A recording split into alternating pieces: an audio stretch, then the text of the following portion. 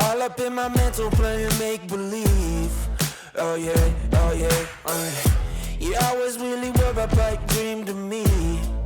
Oh yeah, oh yeah. Well, I'm wrapped up, I need it. Salut, bonjour à tous, bonjour à toutes. C'est l'émission qui va booster votre sérotonine. C'est À l'école du bonheur. On va parler, comme chaque semaine, de bonheur, de souvenirs d'enfance avec notre invité. Et aujourd'hui, on va accueillir un chroniqueur, un nouveau chroniqueur, un chroniqueur qui est sans doute le plus jeune chroniqueur de France. Aurélien, tu es là? Bonjour. Salut Aurélien, 11 ans. Aurélien avec son attaché de presse à côté. Salut Séverine. Bonjour. Qui est évidemment pas son attaché de presse, qui est sa maman, hein, parce qu'on respecte la loi, on ne fait pas travailler les mineurs. Mon invité, je vais vous le présenter. Alors c'est intéressant parce qu'on aime ici dans notre émission les invités qui parlent à toutes les générations.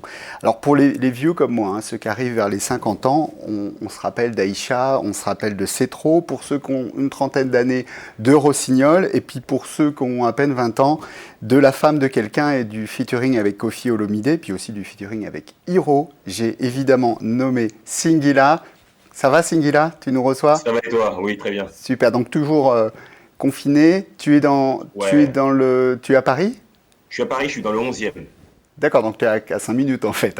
Ouais, exactement. Et même si on était à côté, on serait obligé de respecter la distance sociale. Comment ça se passe ton confinement? Bah, ça se passe plutôt bien, hein. Grâce à la technologie, j'ai pu bosser quand même, j'ai pu faire quelques interviews sur les réseaux, et puis comme là on en fait, tu vois, donc le lien n'est pas vraiment coupé entre moi et mes fans, quoi. Ouais. C'est juste dommage que je puisse pas un petit peu aller dehors, j'ai pas la motivation qu'ont les gens de faire du sport à la maison, tout ça. Mais t'es aux trois quarts confiné ou totalement confiné? Il y en a qui respectent moyennement, toi non, hein? Ah ouais, Tu non, respectes. moi je respecte, mais je pense que je respecte plus que tout le monde. Et mais quand même, tu nous fais de la concurrence parce que tous les mercredis soirs, tu es à peu près 22h, je crois, dans la cage du Rossignol. Tu nous expliques le concept? Bah en fait, c'est un Instagram dans la live. cage du Rossignol, je joue un petit peu les Dr Love, c'est sur mon Insta donc. Ouais. C'est sur mon Instagram Singila officiel. Ouais. Et je laisse la parole à différents, aux fans qui sont là, qui ont envie de s'exprimer par rapport à un sujet donné. Hier, par exemple, le sujet, c'était par rapport à ma chanson, enfin, ma série. J'ai fait une chanson en série qui s'appelle DCDR dans la cage du Rossignol. Ouais. Et le thème, c'était les ex. Ouais. En lien avec cette chanson. Donc, chacun expliquait sa vision de l'ex, faut-il ou non être en contact. Voilà, c'est un petit peu... Donc, attends, Loving Coach, alors? Exactement ça, le Dr Love, je suis coach. Dr Love. Et dans la cage du Rossignol, la question à 1000 €, est-ce que le Rossignol chante? Oui, tu sais, évidemment. C'est le titre du livre de Maya Angelou. Je sais pourquoi l'oiseau chante en cage. Donc j'imagine qu'effectivement tu continues de chanter. Tu sais que je te détestais? Est-ce que tu étais au courant de ça? J'étais le président de la Ligue des jaloux de Singila. Ouais. La voix de miel, le beau gosse, etc. J'ai appris à t'aimer plus tard. Non, mais je suis vraiment, sache que je suis honoré que toi, tu puisses être jaloux de moi. Vraiment, là, c'est mon trophée. Je le suis encore, je t'avoue. Est-ce que tu peux nous dire un petit peu si... parce que j'ai des questions là sur le Facebook Live et en Instagram Live, des questions sur tes projets. Est-ce que tu en as profité de cette période? J'ai des questions qui arrivent, notamment une question qui me demande si tu as préparé un album ou si tu as un titre en préparation. Tu as profité de cette période un peu pour écrire? Justement, j'ai fait dans la cage du Rossignol, c'est en 8 épisodes, c'est une série, comme j'aime bien les séries, je me suis dit j'allais faire une série, mais sans les images.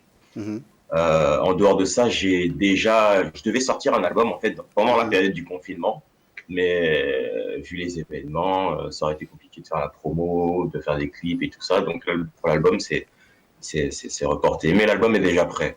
Mais en effet, j'ai quand même eu le temps d'écrire d'autres trucs aussi. Je te propose la première rubrique de notre émission. Et cette première rubrique s'appelle « Mes bons souvenirs ». Jingle. All all up in my mental playing make believe. Oh yeah, oh yeah, Alors Singila, tu as eu la gentillesse d'aller fouiller et de trouver des albums de photos, des vieilles photos, enfin de vieilles photos, c'est pas non plus. Et si, c'est quand même du siècle dernier. Quoi.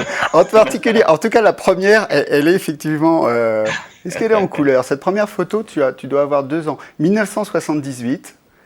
Et cette photo, tu dois... je dois avoir 1 an. Ah ouais, t'as 1 an. En fait, là, je pense que ça doit être ta première photo debout, Singila, je pense. Hein.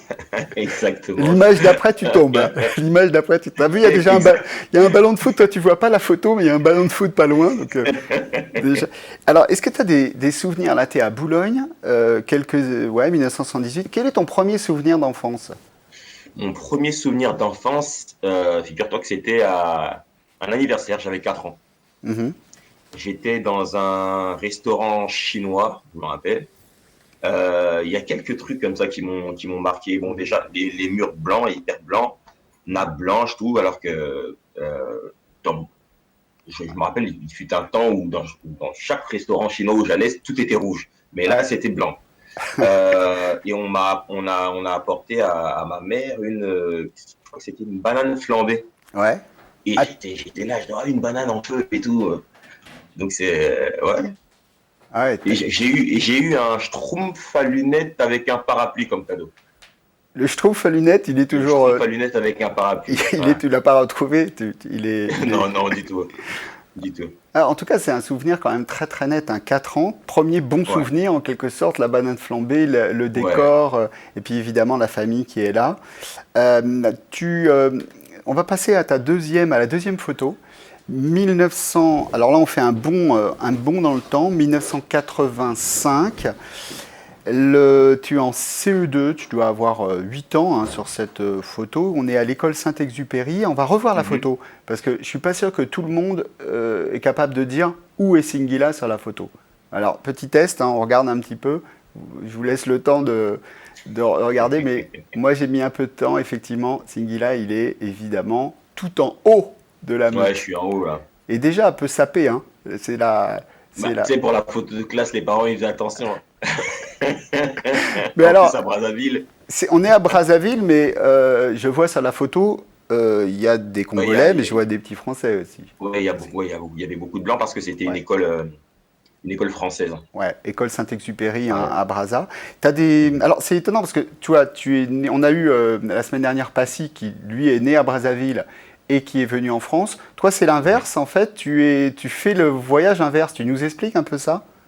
Parce que à Paris, en France, j'habitais pas vraiment avec ma mère. Ma mère faisait des allers-retours, mais c'était surtout mes tantes et mes grandes sœurs qui veillaient sur nous. Et j'avais envie, au bout d'un moment, de vivre vraiment, vraiment avec ma mère. Donc voilà, on a fait ce retour en arrière et je suis allé Et à Brazzaville. Tu te souviens un peu de la découverte de Brazzaville, tes premières images? Non, je me souviens parce que malgré tout, chaque été, on allait tous à Brazzaville. Donc vraiment, j'ai toujours connu Brazzaville. Ouais. J'ai jamais eu. Enfin, c'est beaucoup plus tard que j'ai eu une déconnexion. Mais petit, on était vraiment à cheval sur les deux cultures. On arrive les deux univers. Ouais, les deux univers à la fois franco-français et congolais et africain. On est maintenant, tu dois avoir 18 ans sur cette photo. La prochaine photo, c'est avec, je crois, tes cousins. Et là, ça doit être à Pontoise. Donc tu es à Pontoise avec tes cousins. Et là, alors là, c'est dossier. Dossier, tu as le maillot de basket. Ouais, c'était à Marcouville. Je ne sais pas si on revenait du terrain ou si parce que à l'époque on s'habillait même comme ça quand on allait en soirée. Donc ouais. Ouais, ça ce sont mes cousins et ce sont toujours mes amis avec qui je marche jusqu'aujourd'hui, quoi. Ouais, fidélité de la famille. Et alors, entre eux, justement, l'un d'entre eux, en fait, qui est sur la photo, c'est pas mon cousin, c'est un ami d'enfance. Tu sais, l'année de la photo de Saint-Exupéry, l'année d'après, j'ai été à Bangui. D'accord, en Centrafrique. J'étais vivre au Centrafrique. Et la première personne à côté de qui je me suis assis à l'école, c'est ce mec-là. C'est devenu mon ami, et mon ami pour la vie, quoi. jusqu'à aujourd'hui. Ouais. Et d'ailleurs, c'est une histoire. Fabrice Nota, je te Ouais. passe un grand big up. Salut Fabrice.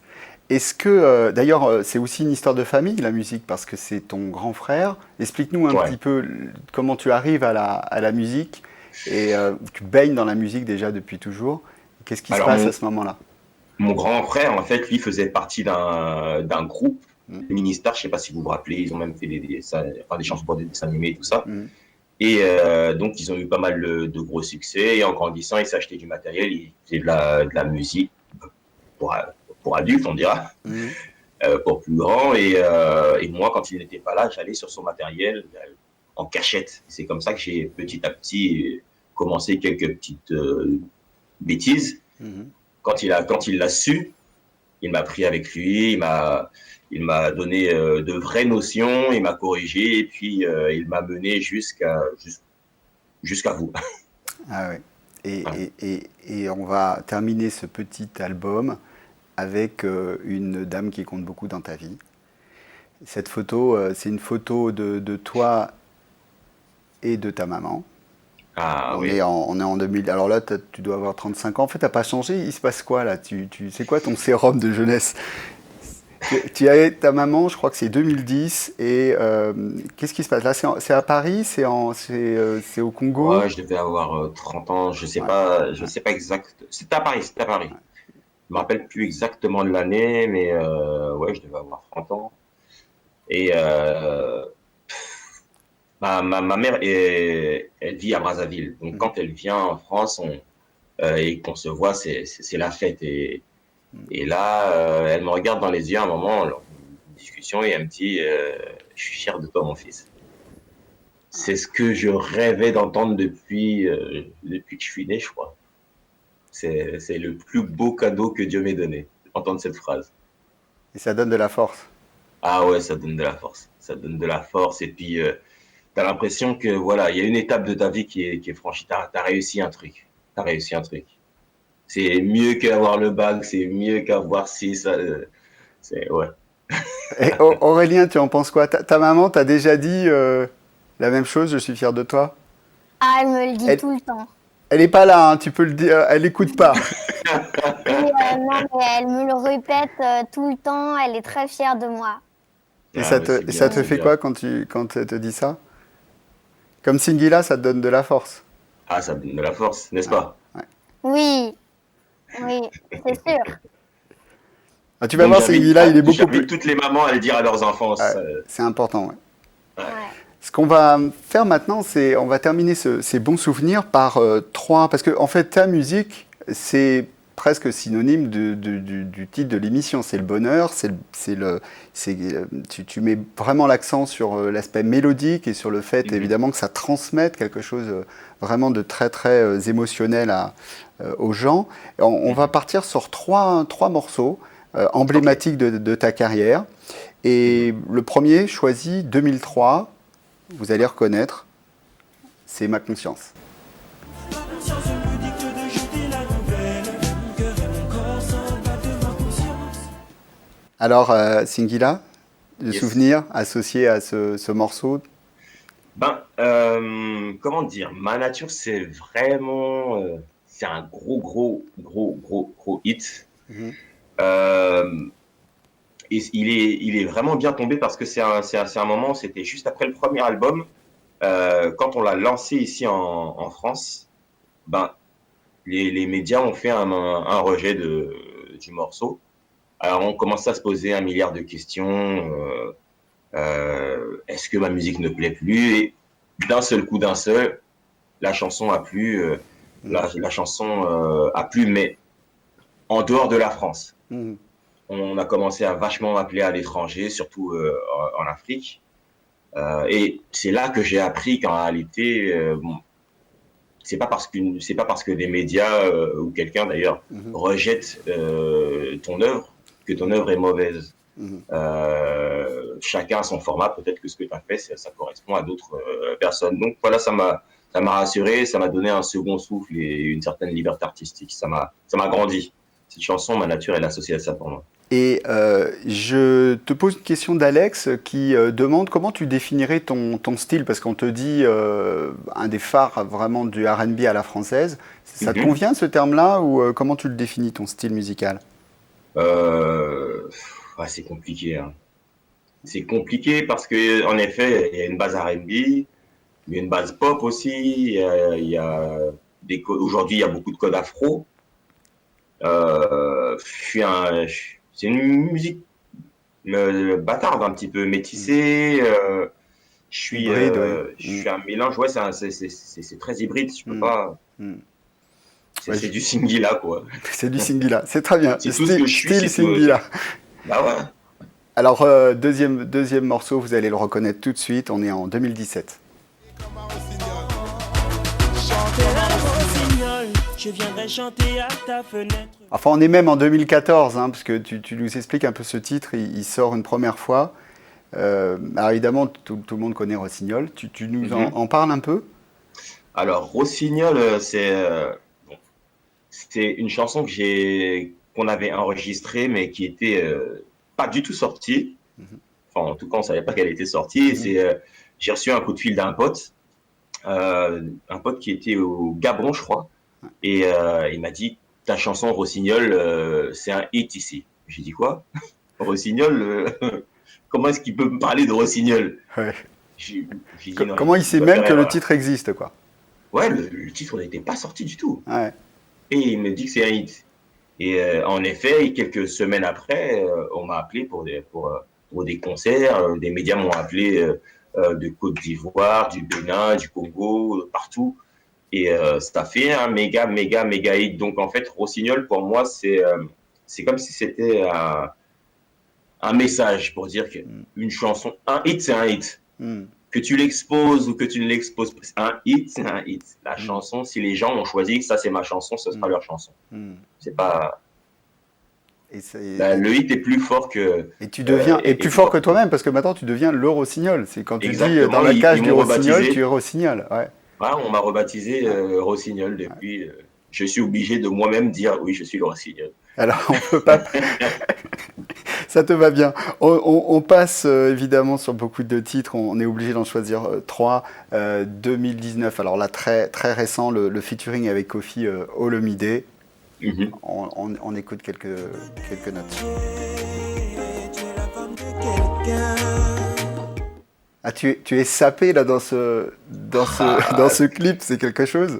Les gens veulent mon costume. c'est le retour. Alors il y a quelque chose du retour aux sources. Alors au niveau géographique, le titre, vous l'avez tourné où? On a clippé à Kinshasa. Ouais. Et il y a une toute petite partie, et enfin il y a une partie qu'on a tournée à Bastille, au Bellagio. D'accord, très bien. Et donc c'est aussi un retour vers la rumba congolaise, enfin les années 60, les années d'indépendance. Clairement. C'est un choix. Et aussi venant évidemment avec Koffi Olomide, c'est vraiment très. Alors c'est comment ton retour à l'Afrique? Est-ce que c'est finalement tu pars du R&B et là tu es vraiment dans une dimension extrêmement africaine, avec des publics en plus africains qui se diversifient pour toi. Tu as plusieurs carrières en quelque sorte, mais ça répond à quelque chose sur le plan identitaire, ce retour vers la rumba congolaise, les années 60. Ça a toujours fait partie de ma culture. Je pense que chaque individu est un mélange de plusieurs choses, tu vois. Et voilà, la culture urbaine fait partie de moi aussi, donc c'est par là que j'ai commencé. Et à un moment où tout doit se mélanger, un retour en arrière, ça fait du bien aussi, parce que le truc, c'était surtout que les connaisseurs de la rumba puissent valider mon œuvre, parce que on me voit comme un chanteur R&B, alors j'aurais peut-être pu me planter. Et le fait que Koffi Olomide ait accepté déjà cette invitation et aimé ma mélodie et chanter avec moi, pour moi, c'était voilà, c'est là qu'il a coché, validé. Non mais Singila, il y avait un vieux à l'intérieur de toi, hein. Il y avait le vieux chanteur de rumba. C'était là. On a écouté ça toute nos vies. Nous, vraiment, écouter ça en boucle. Forcément, quand j'ai envie d'écouter de la musique pays, je remets Je remets mes classiques aussi, et puis dans toutes les fêtes, tous les mariages, et ça nous appartient. Il y a pas, et le truc, c'est qu'avant de sortir la chanson, il n'y a pas un compositeur, même jeune d'aujourd'hui, africain, à qui j'ai fait écouter la chanson, qui n'a pas fait ah ouais, ça c'est. En mettant la main sur le cœur. J'ai l'impression que même les générations d'aujourd'hui connaissent cette musique-là, tu vois, la vieille musique des Franco et tout ça, des Rochero. Ok, jazz, on a tous grandi dedans, c'est incroyable. Et on va pas trahir nos petits secrets de couple, Singila, mais tu m'as fait l'amitié de me l'envoyer très tôt, ce titre, et j'ai dû te répondre quelque chose comme c'est super bon, quoi. Enfin, bon dans le sens où ça te donne. Est-ce que je me rappelle bien même. Ouais. On en reste là. Je prends les questions de nos internautes. Une question, comment tu as rencontré Youssoupha? Youssoupha, ça fait tellement longtemps. Ouais, tu l'as rencontré dans le berceau, quoi. Vous étiez... ça fait longtemps. On était on était déjà adultes. Mais je sais pas, ça a dû être sur une scène. Tu sais, quand tu te rappelles pas, c'est que quelque part vous étiez déjà dans une autre vie ensemble. Hein. Ça fait souvent ça avec les gens dont tu dois. Même nos familles se connaissent, tu vois. Nos familles se connaissent, c'est-à-dire que ses frères et sœurs, je les connais depuis tout petit, on a grandi ensemble, donc c'est mon frère. Hein. Je suis sûr qu'on doit avoir un sang en commun quelque part. Ouais. Il y a une question de Aïcha, tu dois te douter, tu imagines un peu la question d'Aïcha, ce qu'elle te demande? Qui est Aïcha? Elle te demande, tu peux me faire Aïcha? Tu me fais les trois premières notes? Un petit Aïcha, chaque fois que je te vois, j'hallucine. Ne la raconte pas, ne fais pas comme toutes tes copines. Franchement, si tu l'avais pas faite, j'aurais été obligé de la chanter. Donc, on a sauvé. Ça aurait été bien. On a sauvé tout le monde. Merci. En tout cas, on va passer à la chronique du plus jeune chroniqueur de France, et la chronique bonheur.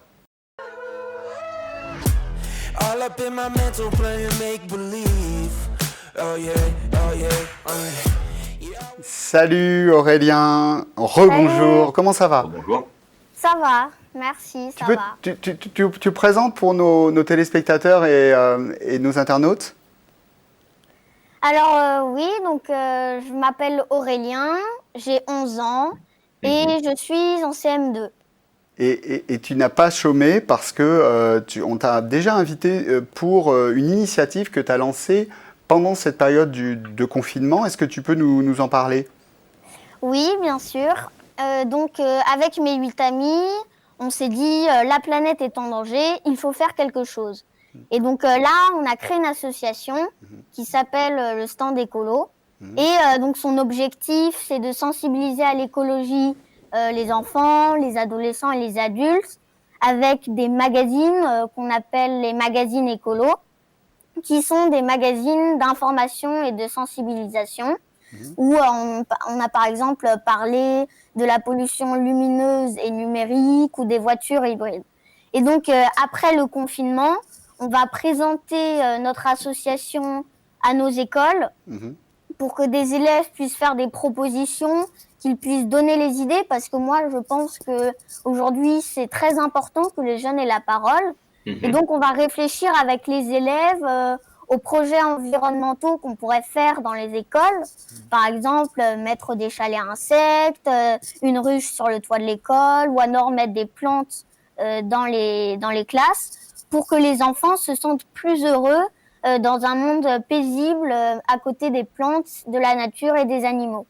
Ah, c'est clair, c'est bien, c'est très bien. C'est Mila, ouais. Je te voyais hocher. En plus, ça habitue justement les enfants à s'occuper peut-être des ruches, des plantes et tout ça, donc c'est très bien. Ouais, tu es sensible à cette cause-là. Hein.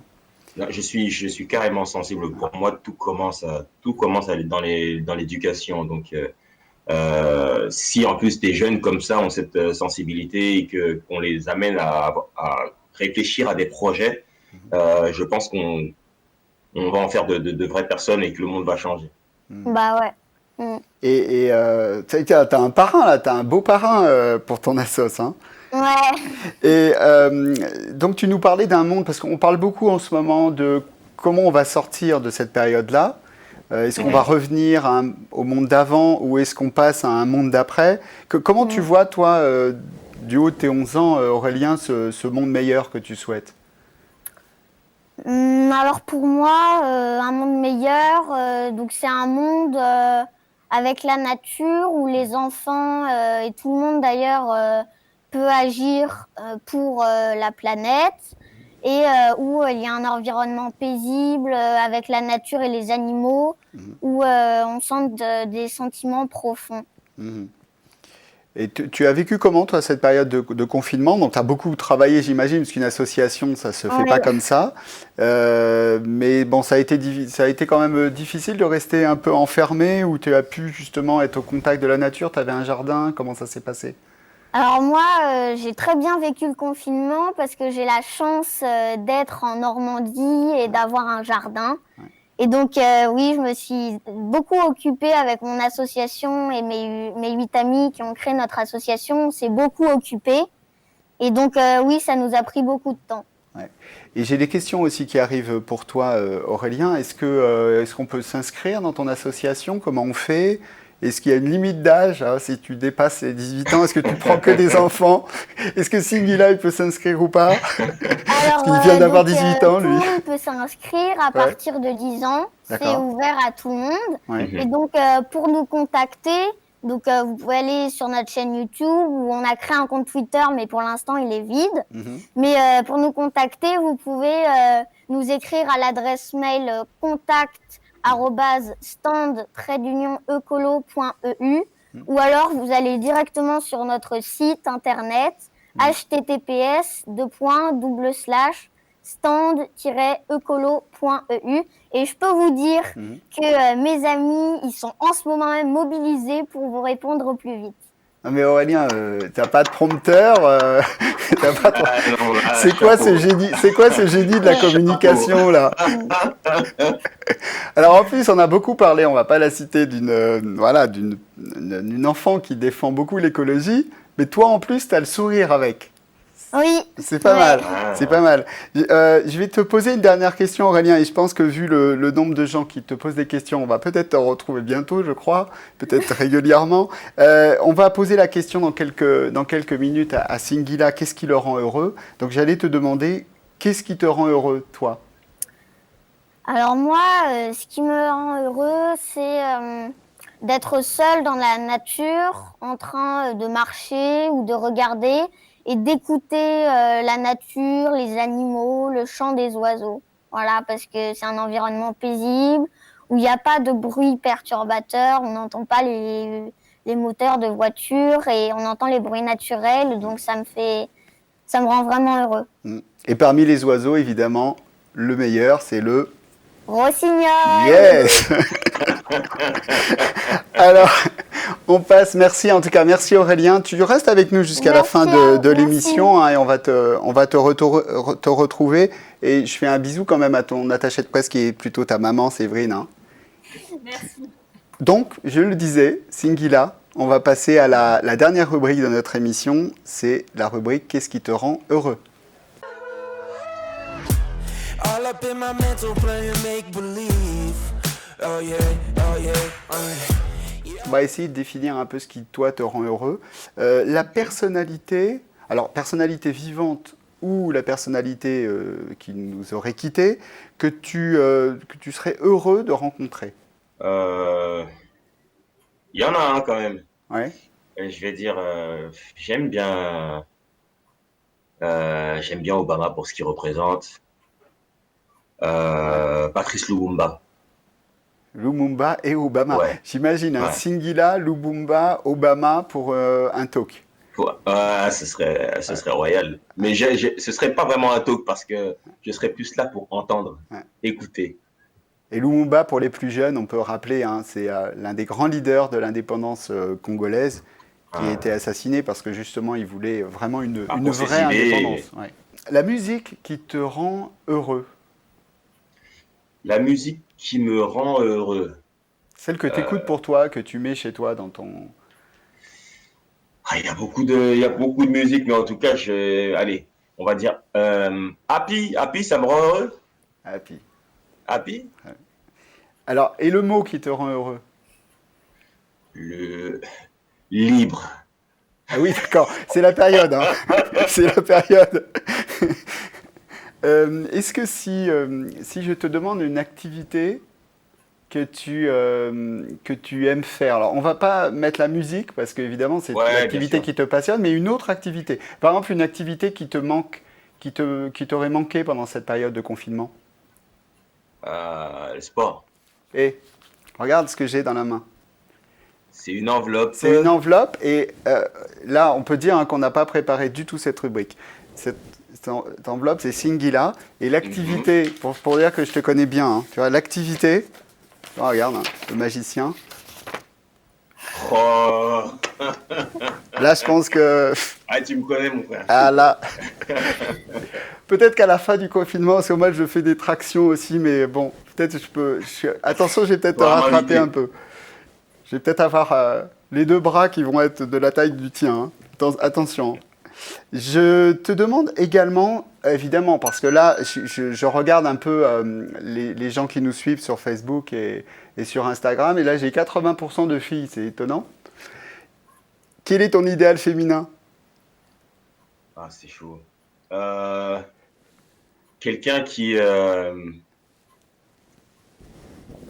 réserve des surprises. Mm-hmm.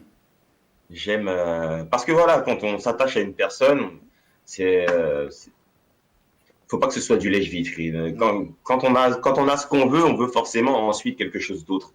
Donc voilà, quelqu'un qui nous réserve des surprises, quelqu'un de mystérieux. Le mystère, c'est bien. Et la dernière question est toujours la même, je la pose à tous mes invités. Singila, quel est ton conseil pour être heureux? Mon conseil pour être heureux?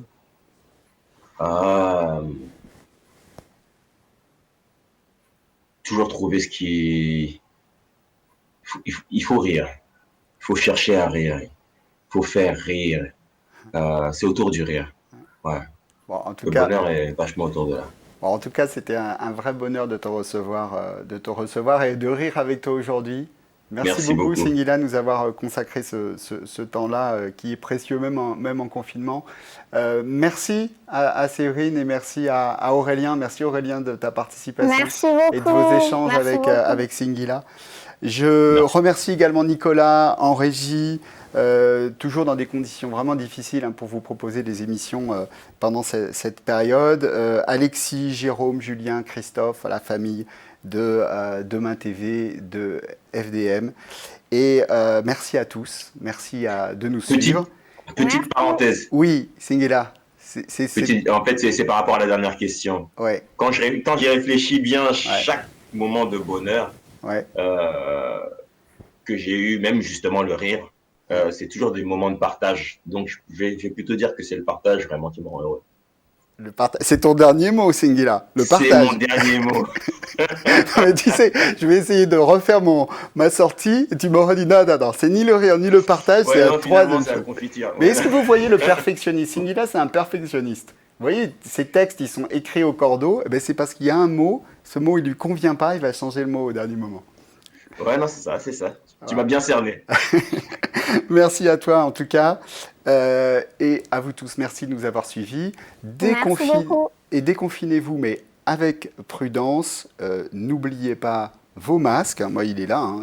Évidemment, pour vous parler, je l'ai retiré. N'oubliez pas également d'être heureux.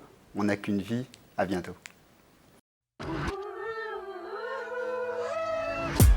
All up in my mental playing make-believe. Oh yeah,